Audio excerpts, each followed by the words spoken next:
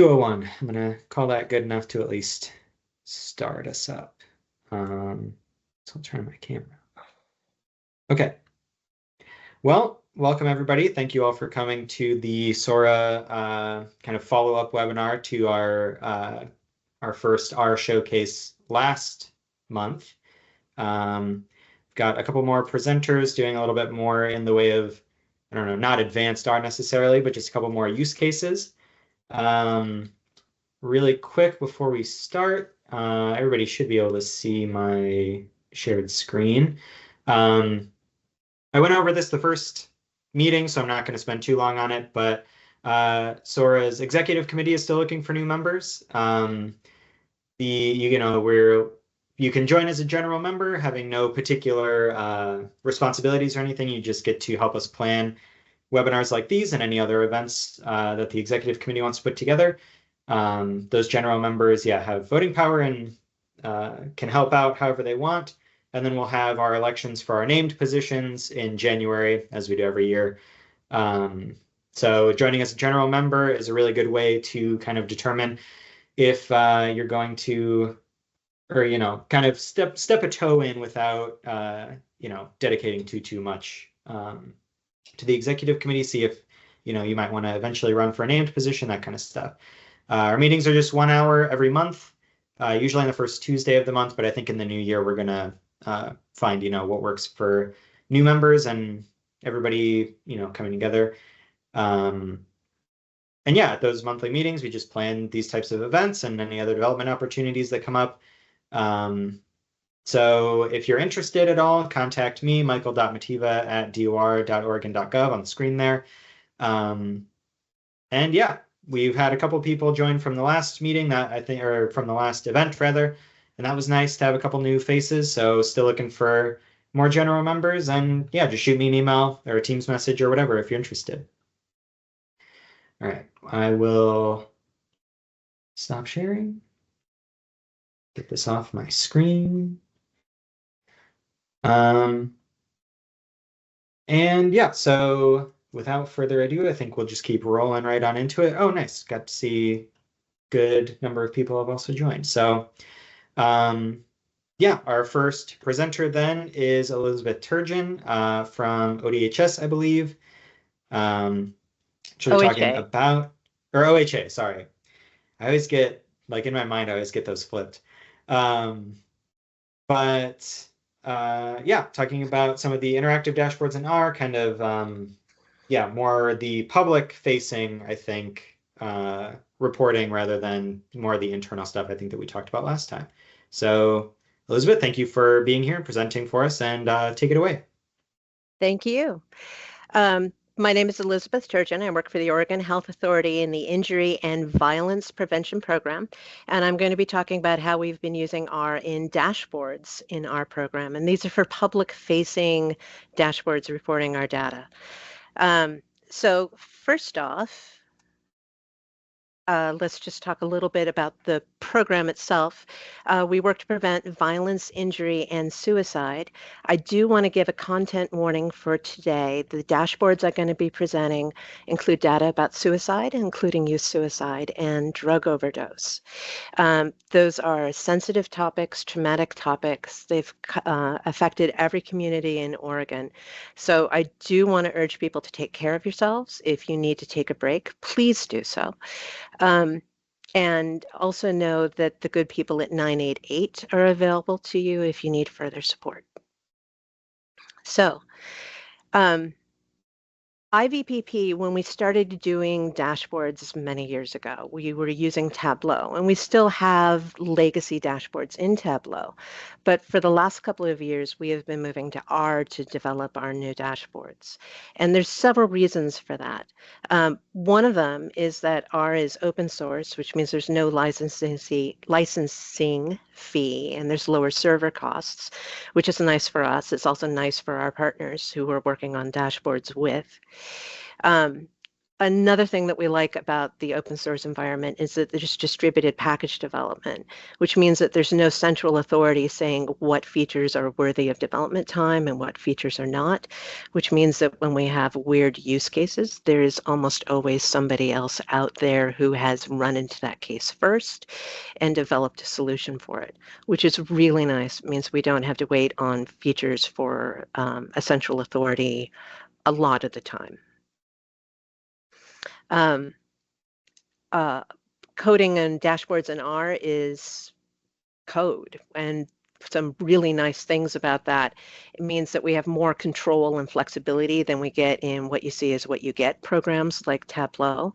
We have more control over what the final output ends up looking like. A big one is that we can share and borrow code. So we can share and borrow code within a dashboard. So when we build one chart, we can just go ahead and use that code for a second chart as well. Change one line and then every chart in the dashboard updates. We can also share code between dashboards. So if we have a whole suite, it's very easy to keep the look and feel aligned. Again, we can change something in one place and have it propagate against all through the entire suite. And we can also share code between organizations. If we like what somebody else is doing or we were working with community partners, we can go ahead and share code with them. The coding also means that we can respond more quickly to community feedback, just simply because it's so much more powerful than what you see, what you get programs in terms of development time. Other advantages, these dashboards support Google Analytics, which was something we've never been able to integrate with Tableau. In fact, these dashboards are web pages, so most things that you can do in a web page, you can actually do in these dashboards. And also, these dashboards can be as simple or as complex as you need it to be. Often, coding is considered to be a heavy lift, and rightly so. But you can actually build very simple but good-looking dashboards in R. So a simple package is Flex Dashboard, which actually uses Markdown for its architecture, which is very human readable, and I'll give you a little tour of that so you can see what that looks like. If you're looking for a more intermediate solution with more control and flexibility, there's the Shiny package, which lets you build dashboards natively in Shiny. And then for both of these, if you can always enhance them with additional features from other packages. So you can use custom CSS on both of these. You can use custom theming. You can use a package called BSLib that lets you have more layout options. You can add Shiny components to Flex dashboards. So even though it's not a full Shiny dashboard, you could still have Shiny components. And I should probably define what Shiny is.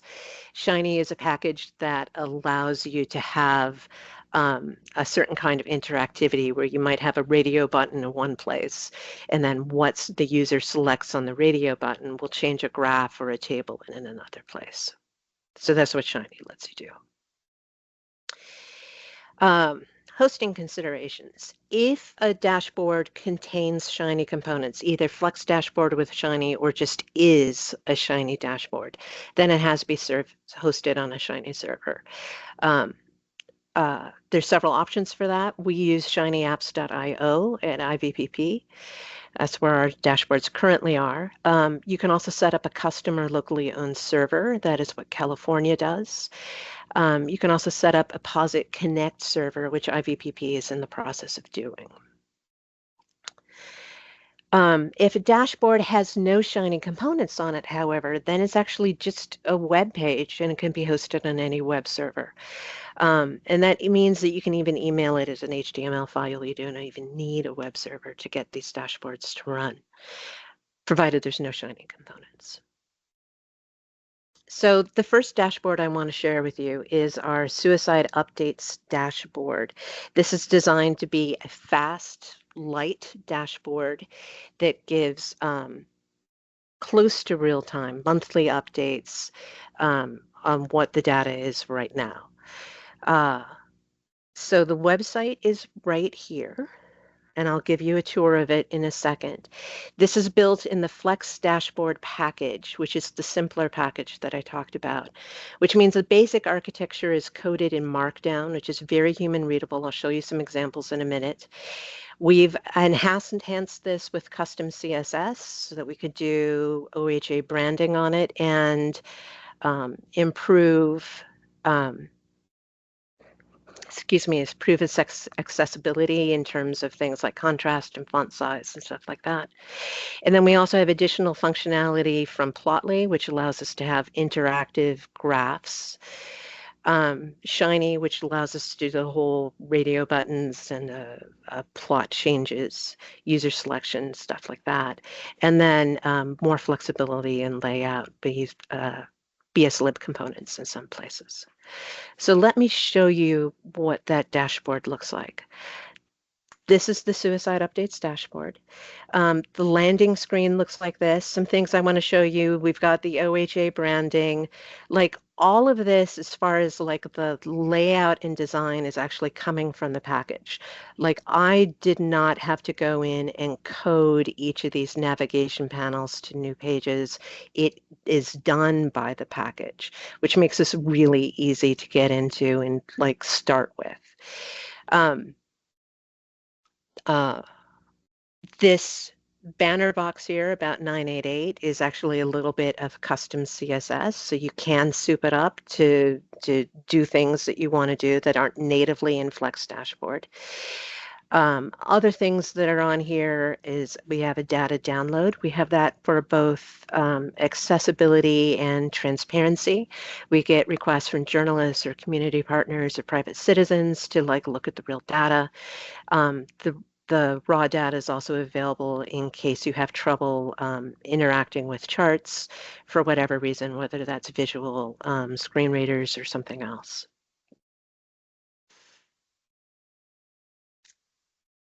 The summary page. This looks like really plain text, and that's certainly the way it displays. Actually, quite a bit of this, like some of these words saying what the relationships are between one thing or another, is actually code behind. This is set up with parameters in such a way so that when I say that the visits are similar in 2024 to 2023 here, I could change it in one place and it will also update it on this page over here where we have that same text. And then here we have the actual data pages. Again, the whole thing with this whole sidebar is something that Flex Dashboard natively sets up. You don't have to do a whole bunch of coding to get here. When you actually build the Flex Dashboard, and I'll show this to you, marking out where a sidebar begins is actually really easy. This is the interactive plots with Plotly that I showed you about. So it goes ahead and builds these little hover boxes for us with data, whatever details about the data points that we want to show. It also gives us this interactive menu where people can take screenshots or they can zoom in a part of the graph. And then all of this over here with the radio buttons and the checkboxes, these are Shiny widgets. So you can go ahead and say, hey, I just want to see youth data, and then the youth data shows up. You can see that this chart is slightly different. This is set up by quarter, and we've done that for data masking reasons. And you can also say, I need to see more years, I need to see fewer years. And notice also that this chart updates as I am changing this. It's not just the graph, but the chart as well that's updating. Further down here at the very bottom, we have a link off-site to, not off-site, but to a dashboard that looks at ORVDRS data, this particular data set, in a lot more detail. Links were always a bit of a problem in Tableau. It's a little bit hinky, but because this is a web page, you can actually build links to more explanations, greater data, other dashboards very easily. This is a second data set that has to do with emergency departments and urgent care centers. You can see that the graph looks exactly the same, and that's because it's using exactly the same code as I was using for the ORVDRS data. So I change things in one place and it updates everywhere. Oh, we have a whole page here of other resources. This is a sort of page that is actually very difficult to code in Tableau because it has all the offsite links, which Tableau doesn't really let us do so much. And then finally over here, this contact page, which looks very straightforward. It has the same banner box that we had before, built with the same kind of CSS. So if I want to change colors, this color changes throughout the entire dashboard everywhere, just by changing one line in a CSS file. But the thing with the two columns is not something that Flex Dashboard, at least in storyboard format, does very easily. So we brought in the BSLib package just so we can go ahead and do these two columns. So take you back to the presentation. So I said that this is coded in Flex Dashboard. Flex Dashboard is actually a markdown document. It's a .rmd document, which means that it starts out with this custom code box called YAML. And in it, I set up various parameters. So this is actually building that whole title bar right there where I say, you know, Suicide Public Health Data Updates Dashboard, Oregon Health Authority, and the logo. That is all set up right here in these two lines, and then actually just including the logo to put in there. Custom CSS, I've told it I want storyboard format as opposed to say something with a sidebar or columns or rows. Those are all options available in Flex Dashboard. You can see I just tell it, this is the Google Analytics file, go ahead and deal with that appropriately. So it's really easy to get this set up and started to run. Uses Markdown architecture, which means things like new tabs are 3-pound signs, 4-pound signs is a new header on the page, subheaders is 5-pound signs. If I want to start a sidebar, I just do 3 asterisks and then I put the information for the sidebar. It does boldface and other sorts of markdown stuff like that. If Markdown doesn't take you quite as far as you need to go, you could still use HTML and CSS for your formatting. So that introduction page that's right here, not right here, right here, the code for that actually looks like this. So new page, this is an introduction, the 3-pound signs. And then we have a little bit of HTML that's calling on a CSS class for our banner. And then you can see that this is all very human readable. This is not very intimidating to get into. It's very easy to make changes. It's very easy for somebody else to jump in and make changes if they need to. Some of this is code. So there's various places where the date that the data last updated is used in the dashboard. I just have one parameter that's got that date in it that I update, and then that is updated everywhere in the dashboard by using these little code bits. Same thing with the relationships between different things. This does use Shiny components. It's much simpler than doing a full Shiny dashboard. A full Shiny dashboard typically has a UI function, user interface function, a UI function, and a server function that everything has to be built in that then builds the whole dashboard. In this case, Flex Dashboard is building the UI and JavaScript handles all the widgets. So you actually just need to, as you're building the dashboard, say, hey, I want radio buttons here, and you put your radio button widget there. I don't have to worry about integrating it into a bigger UI and server functions. Widgets do have to live on the same page that they're being used. And most Shiny functions are available. I did find one that was buggy, but for the most part, you can use everything. And because of the way Flex Dashboard is built, it's much easier to troubleshoot than a full Shiny architecture. Here is an example of something that is a Shiny component.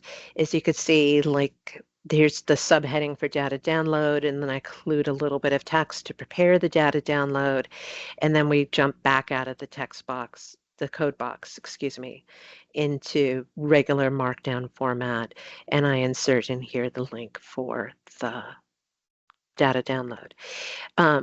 R is preparing that data download for me each time, so it's not something that I have to do as part of the monthly update. I just update the data once for the entire dashboard, and the data download gets updated too. And then to give you an example of the BSlib that I had for the 2 columns, you can see that it starts out with a little HTML and Markdown at the top of the page, and then I want to break it out into 2 columns. I just drop into a code box and I go ahead and use the BSlib functionality to say, hey, I want columns, here's what's going to be in my first column, etc. And then at the end, come back out into HTML again. So it's really an easy package to get started with if you're running a fairly light dashboard. The drawbacks of Flex Dashboard is it gets very laggy with big data sets. And it's also laggy with multiple plots in the page. So if you want to do something that's more complex or more extensive, Flex Dashboard isn't a good solution. So that brings me to our overdose prevention dashboards. And actually 2 versions of the dashboard. This is one of the first dashboards that, in fact, I think it is the first dashboard that we did in R. And it is the one that gets the most traffic of all of our R dashboards. These were coded by Ariane Erickson, and I want to make sure that she gets full credit for them. So the initial version of this, version 1 of the prevention dashboard, lives here at this website. I'm going to give you a tour in a second. The development began in Flex Dashboard until we discovered that it was too laggy for the kind of the size of the data sets that we were working with. So we moved to Shiny and Shiny themes to develop this, but we were still doing it very much in a Flex Dashboard inspired UI. One of the things that's nice about coding in R is that if you do have to do a pivot like this and change something, you can actually salvage code from the old version into the new version. You don't have to start from scratch like you often have to do with a WYSIWYG. So let me give you a tour of that dashboard. So this is version 1 of the dashboard. As you can see, we start out with an about page that talks about the dashboard, talks about version updates. We have sidebar here at the side to go through the different pages. State trends are here in the first one. We have 3 different data sets, and you could choose whether you're looking at deaths or hospital visits or emergency department visits. And you can also choose which substance that you want to look at. So you can see heroin is declining. And then also the text here updates depending on which substance you've chosen. So more information depending on whether you're talking about fentanyl, heroin, or something else. And this goes ahead and repeats across, the different pages. So we have county data and demographic data here as well. When we took this page to community partners and got some feedback from them, and they wanted updates on it. So some things about this has no data download, and there's both accessibility reasons and just we get a lot of requests for the raw data behind these dashboards. So we wanted to add data download. We actually want to do a full layout and UI overhaul. There's some issues with scaling on small screens and phones. And then treating each data set as its own radio button was limiting in some ways because some data sets have like more kinds of information than others. And so we wanted to be able to do deep dives into each of these data sets. We also wanted a more modern UI with scrollable pages, partly because that does better on phones. And then we also had community requests for more kinds of information. So we went ahead and developed version 2. Or I should say Ariane did it. Ariane did all the work on this. So she used Shiny with, instead of Shiny themes, with BSLib and custom theming to completely overhaul the UI on this. Brand new layout in UI. But even though this dashboard looks substantially different than the one before, she was still able to use a lot of code from the earlier version. Code for the text, for data cleaning, for plots, and things like this. I can't share the URL for this yet because it's still in development, but I did want to show you what it looks like. Not sure. Here we go. So here's the new dashboard. You can see it has a completely different look, but we were able to borrow a lot of the code, or some of the code, I should say, from the previous version of the dashboard for this one. You can see it's got a different kind of, the layout here on this first page is more similar, but we have accordion information here, make the dashboard a little cleaner when you look at it, but you can expand it out for more views. Data boxes up here across the top. I want to show you the Sudoers page, which is a new data set that's being added with this. Sudoers has a lot of distinctive information in it, so this is an opportunity to go ahead and do a deep dive into the Sudoers set. This is going to be a long scrollable page, but you see we have a table of contents that actually stays on the screen as you're moving, so you can go ahead and move around, jump around as you need to. See, we're still refining some of the things on this, but each chart has got its own set of controls. You can take different views of a chart, cumulative view versus count. And then each of these also has a data table, and this is for accessibility reasons for people who would prefer to see the data in tabular format and also available for data download. And that's available for each chart. You can see that this whole little data table download box still exists. And one of the things I want to say about this is that you can go ahead and reuse data. Not all of this has to be coded from scratch every single time because of these repeated components in here. And then here we're digging into this data set with more detail in a way that we weren't able to do in the old dashboard.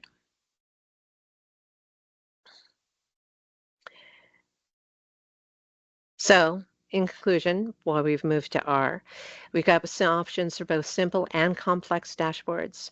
We can even use the simple dashboards to model more complex ones. Shiny can get very cumbersome to deal with the more complex the dashboard gets. And so you can actually get parts of the code up and running in a simpler version and then port it back into the bigger dashboard. Can use and reuse and share code. Open source means lower licensing and hosting fees. And then we've got a lot more customizability available when we're coding in R than we add into Flow. And because of all that, we're able to respond to community requests more quickly. Does anybody have any questions for me?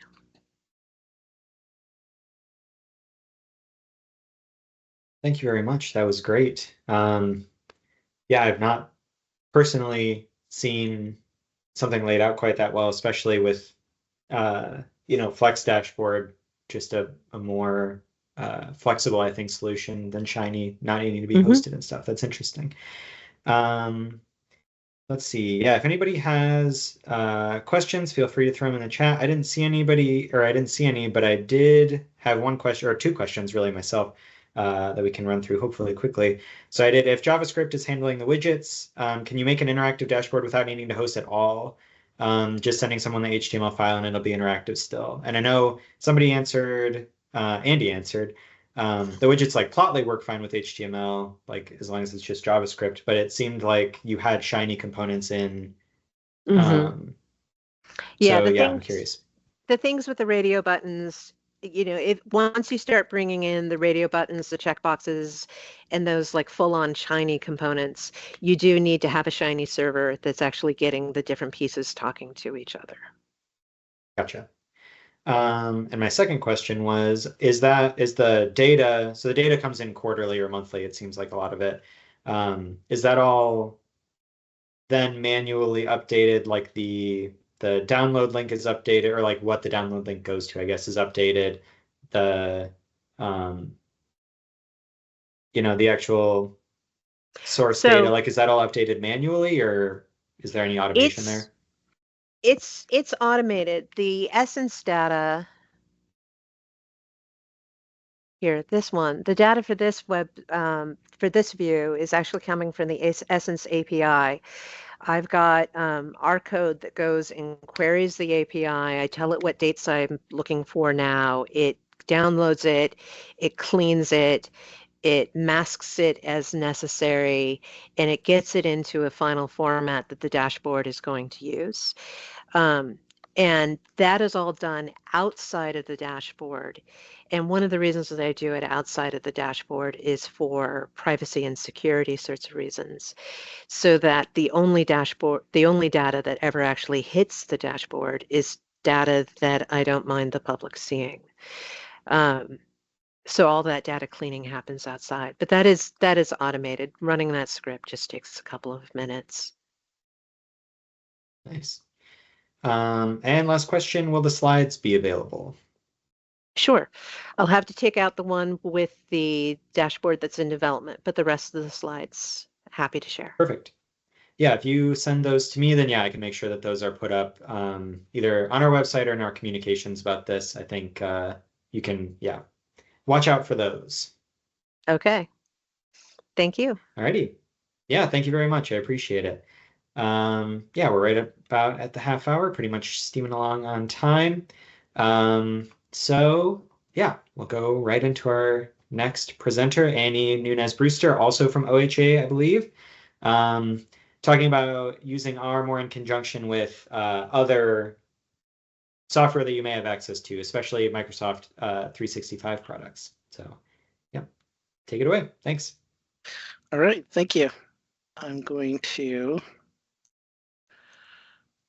see if I can get it here.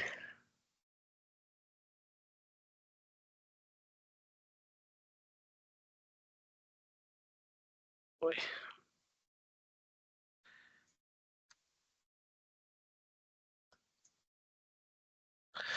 Sorry, just real quick, wanted to put it into presenter mode, but still be able to see. I know I've done that before.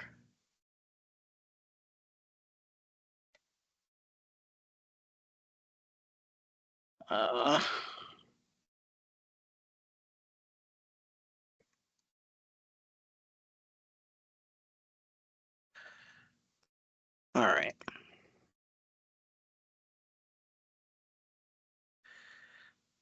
Not letting me do that.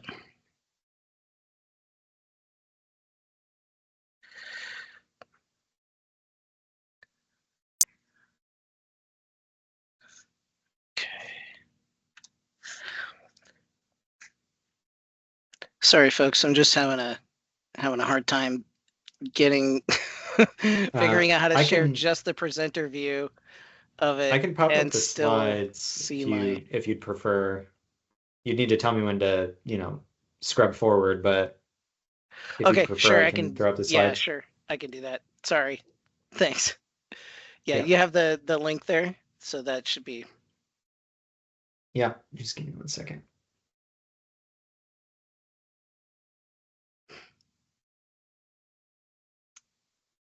While he's bringing that up, I'll give a quick introduction. I'm Andey Nunes-Brewster. I'm a data interoperability coordinator in the Public Health Division at Oregon Health Authority.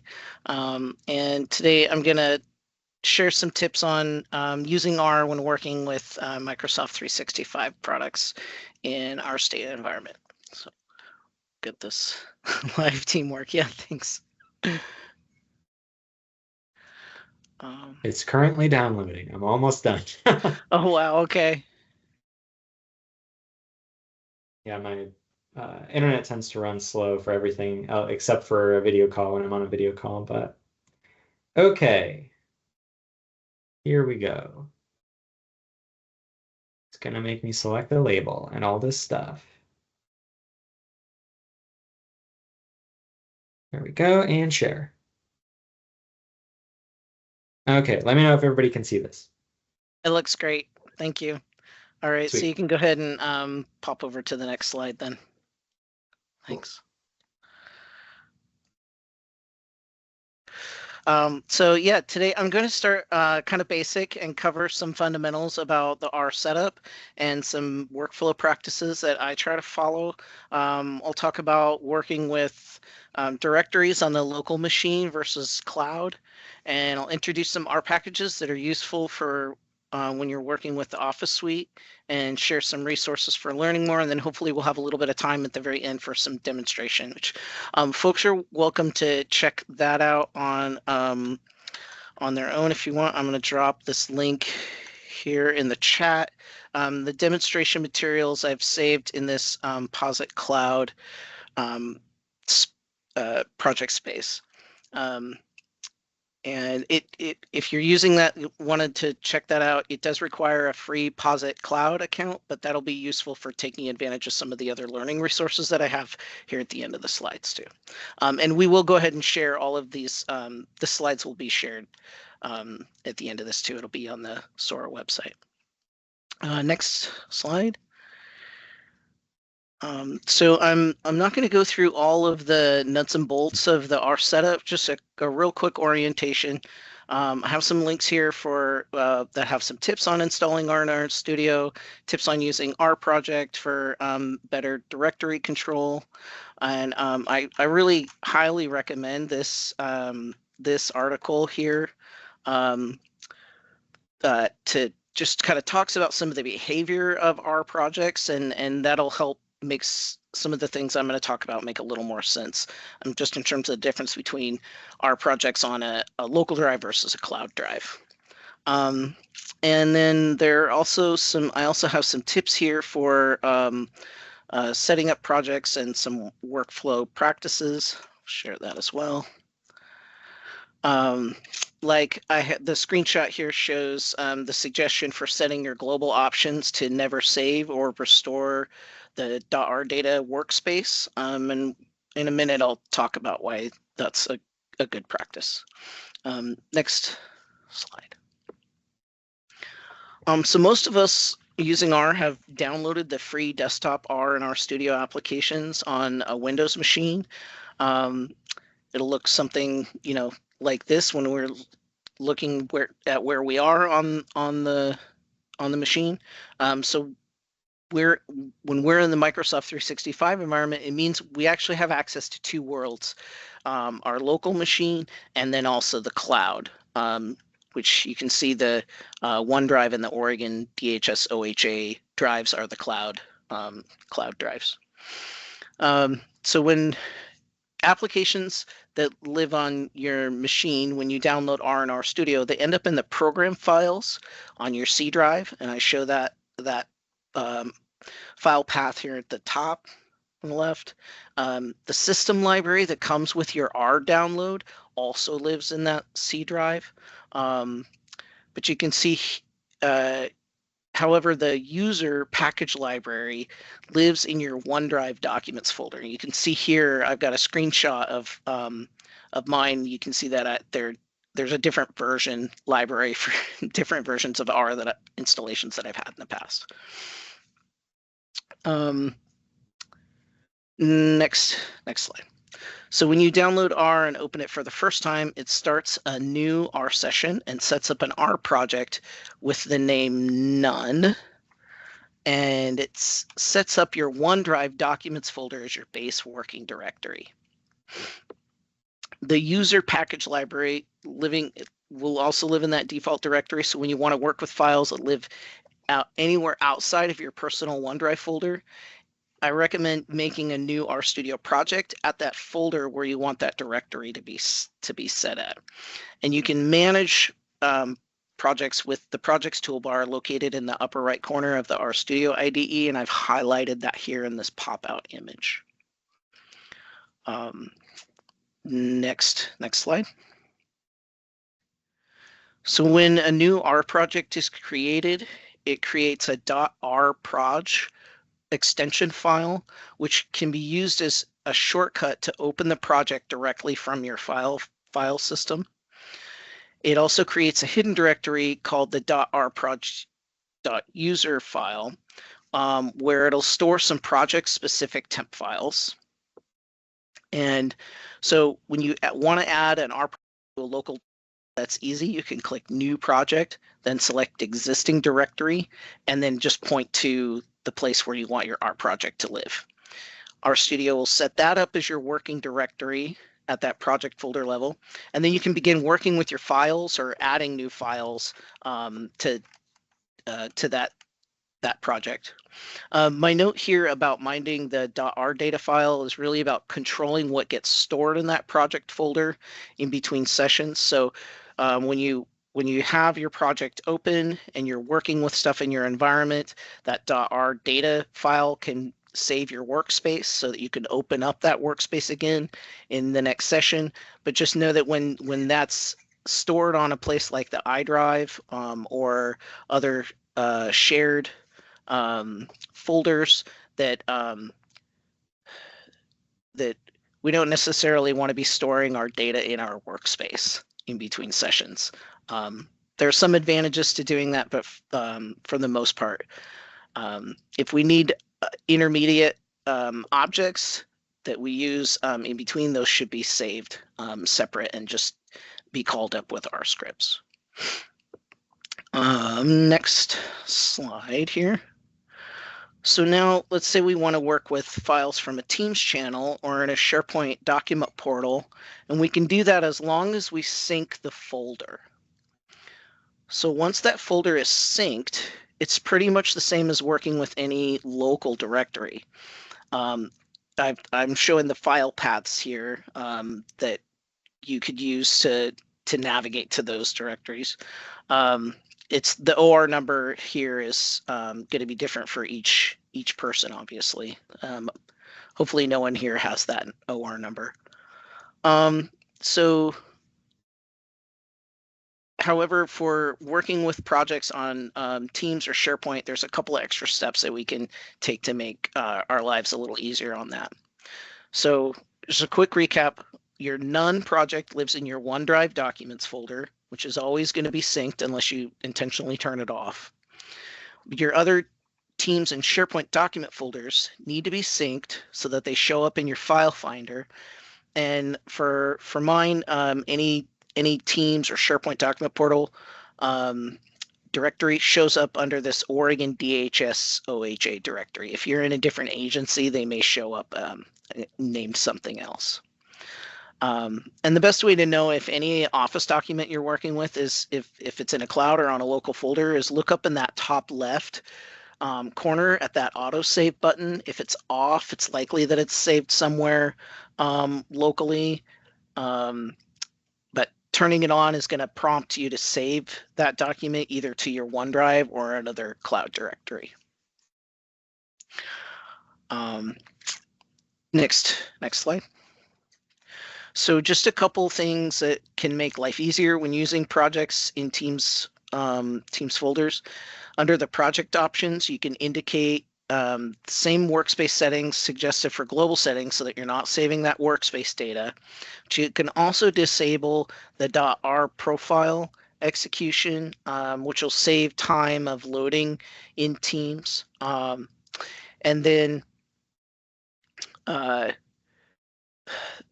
if you have a project where you need to use a reproducible environment package like the RM package, I suggest having those on a local or network machine that won't sync the entire package library that ends up getting saved with those projects. You'll just get a lot of extra files that are going to be synced every time you're working with that project.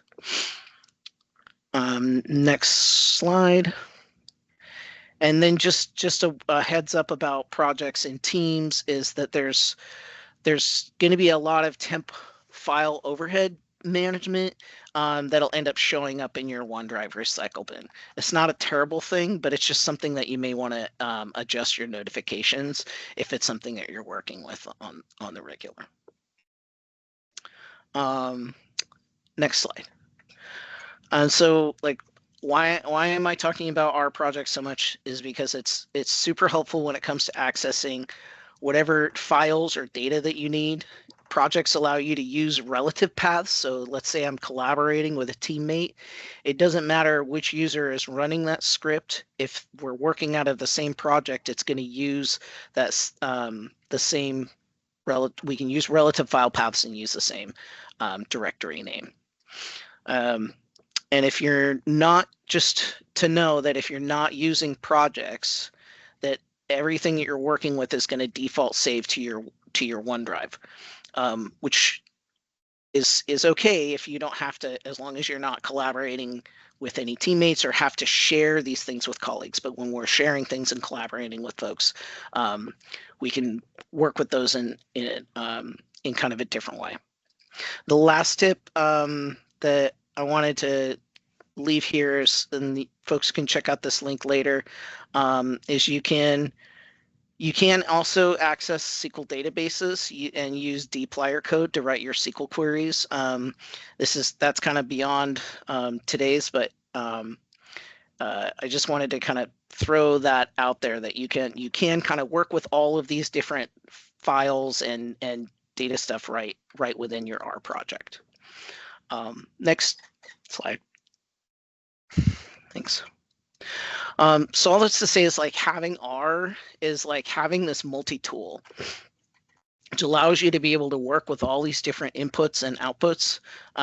We can use R to work with Word, PowerPoint, or Excel files, because R is actually pretty good at letting us work with XML documents, which is the language that all Office documents are based on. Plus, there is an R package, or often more than one R package, that can be used to augment our work with each of these different tools that you see here on the slide. So just a quick note, there is an R package that is developed by Microsoft called Microsoft 365 R, and that package is specific to working with OneDrive, Teams, and SharePoint, but through the Azure Graph.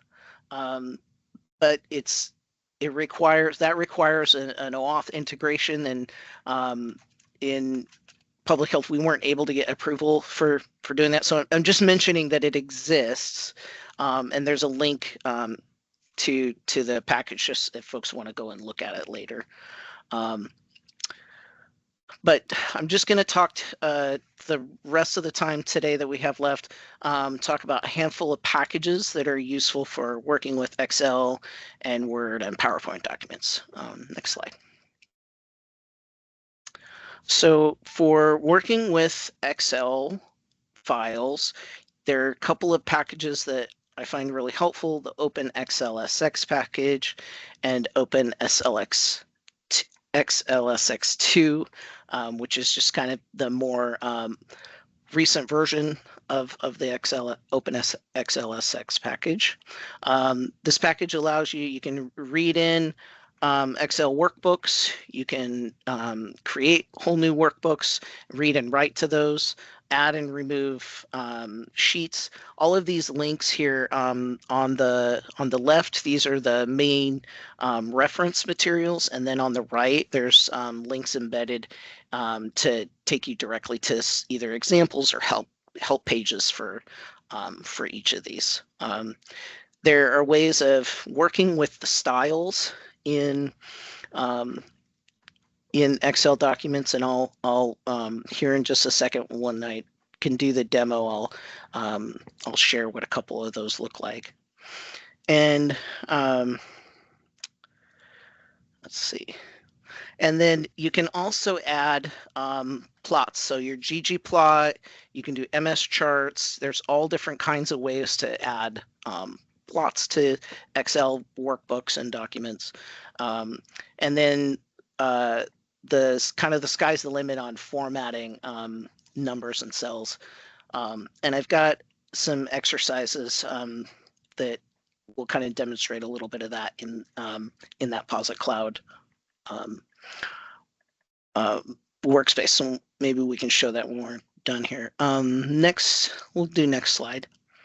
So for Word documents and PowerPoint documents, the R packages to use are called Officer and Office Down.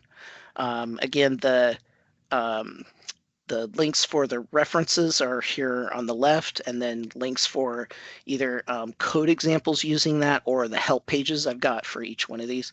You can read in a Word document, an existing Word document. You can pull paragraphs and content out of that by docx summary, gives you a data frame table of what is contained in that document. You can pull out just a list of all the comments from a Word document.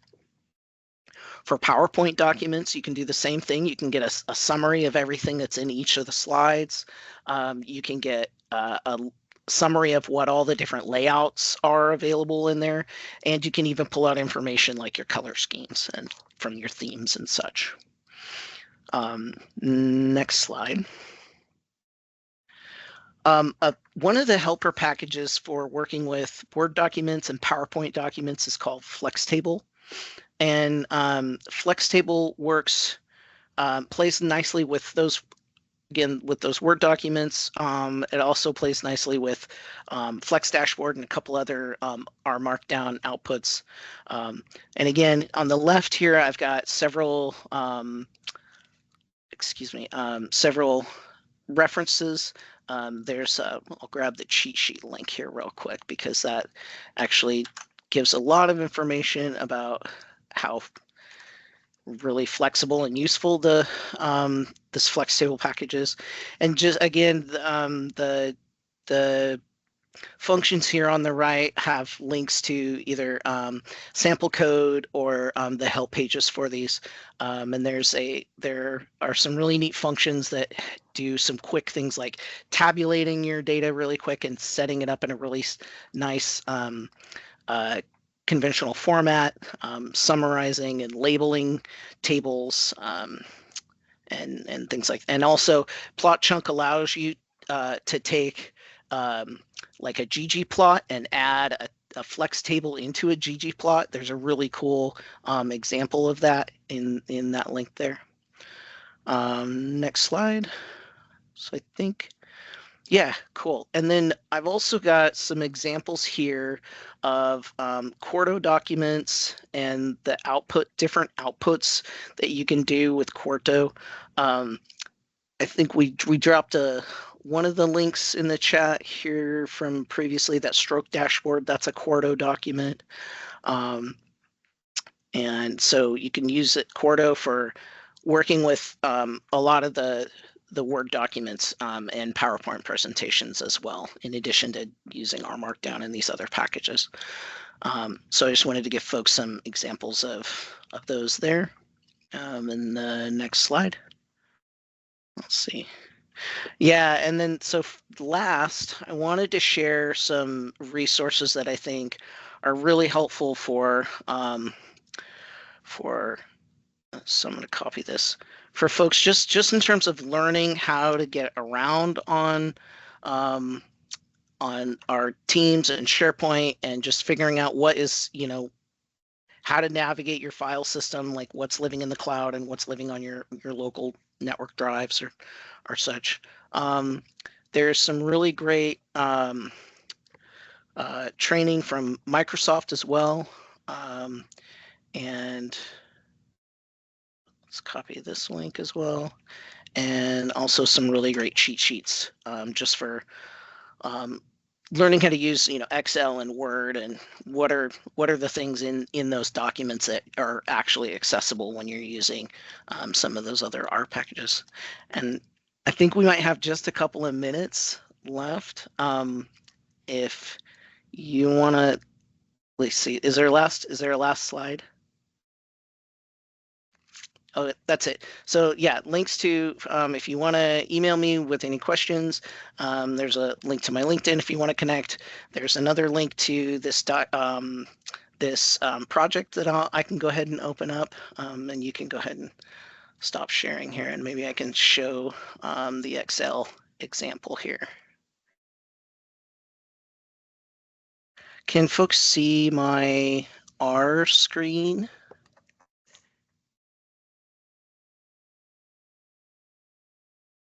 Am I sharing my screen? Yes. Okay, thank you. Great. So this is that workspace that I've shared the link. If you have a Posit, you want to make a Posit.cloud account, you can use this URL and open up a copy of this workspace in your own workspace and play around with these. I've got just some of my notes and some of these links in a Quarto document here. I'll go ahead and just share this example. This example comes from some of the reference material there. So using the OpenXL SX package, I'm gonna can create a workbook and then add some workbook formatting here. We're gonna do some formatting on some of the cells for some borders, create some header styles, and write some data to a table. You can have it do a text for hyperlinks, and then adding all of that, add a new worksheet to that workbook, and then adding these data tables to it. And then I've saved it here. And when it saves in the R in the Posit Cloud, it's going to save it here to this my cloud project directory. And so it's created this Excel example, which if I'm going to open it, let's see, did it do the download? Oh.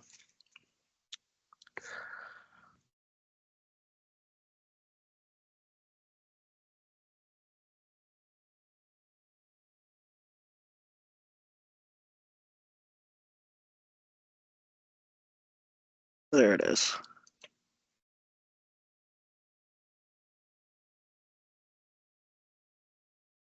And so that little toy example created this formatted tables here, a formatted table with the hyperlinks, and then some additional formatted tables that use some different table styles. So I think we're probably out of time here, but there's also a Word document example in here and a PowerPoint example, just using some really basic Quarto. Yeah, Quarto docs. So I'll go ahead and stop sharing, and if any folks have any questions. See in the chat, there's a comment, styles are helpful when trying to be consistent. Yes, definitely. I think a handful of us have functions that we use regular, like a flex table function that just formats, will format all your tables in a really consistent manner. It's really helpful. You can also read styles from an existing Excel Word document if you want to use those styles in making new documents and stuff. You can read them from your Word documents and then save them and use those styles. Any other questions?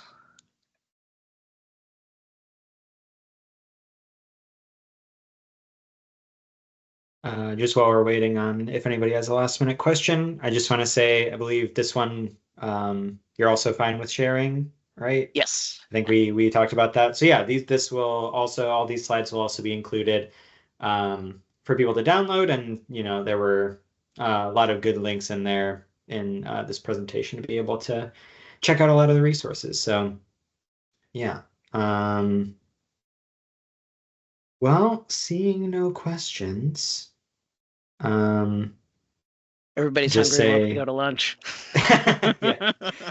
Well, Thank you very much. I appreciate you presenting for us. I think that was also very informational, really a lot in there to look at, to learn. So, and two, one more time, I'll just say, put up my advertisement for the executive committee. It's pretty enjoyable. Nice to have kind of new people with fresh ideas about these what these webinars can be, what other events people want to see.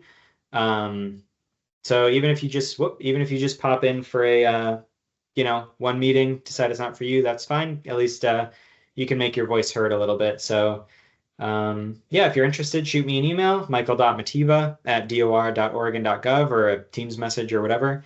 But yeah, as Andy said, everybody's hungry. It's noon, so I think we'll wrap it here. So thanks everybody for coming and participating. Thanks again to our presenters, and I'll see you guys next time.